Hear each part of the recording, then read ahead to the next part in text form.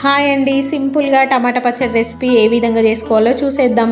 ముందు పల్లీలు వేయించుకోండి. ఇంకా తర్వాత కొద్దిగా ఆయిల్ వేసి పచ్చిమిర్చి కూడా మంచిగా వేగేటట్టు వేయించుకొని పక్కకు పెట్టండి. ఇంకా తర్వాత టమాటా కావాల్సిన టమాటాలు, కొత్తిమీర, కొద్దిగా చింతపండు రెబ్బ వేసుకోండి. ఇంకా అవి కూడా మంచిగా ఉడకనియండి. ఇంక ఇవి ఉడికేలోపు ఇంకా మనం ముందు వేయించుకున్న పచ్చిమిర్చి ఏవైతుందో అందులో కొంచెం వెల్లుల్లి రెబ్బలు, కొద్దిగా జీలకర్ర, అలాగే ఉప్పు సరిపడినంత వేసుకొని మంచిగా మిక్సీ పట్టండి.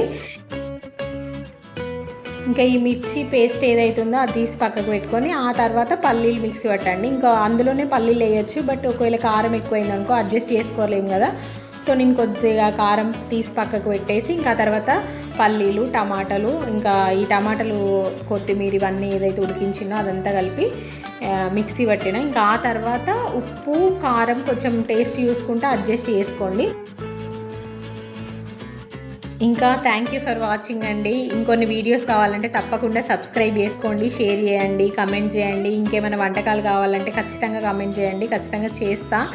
అండ్ ఫైనల్గా ఈ పచ్చడి ప్రిపరేషన్ అంతా అయిపోయిన తర్వాత పోపు వేసుకోవడమే. ఇంకా ఆయిల్ వేసుకొని కొద్దిగా జీలకర్ర, ఆవాలు, కరివేపాకు, మిర్చి, ఎండుమిర్చి, పసుపు, ఒకవేళ కావాలంటే ఇంగువ, ఇంకా మినపప్పు, శనగపప్పు కూడా యాడ్ చేసుకోవచ్చు మీ ఫ్లేవర్కి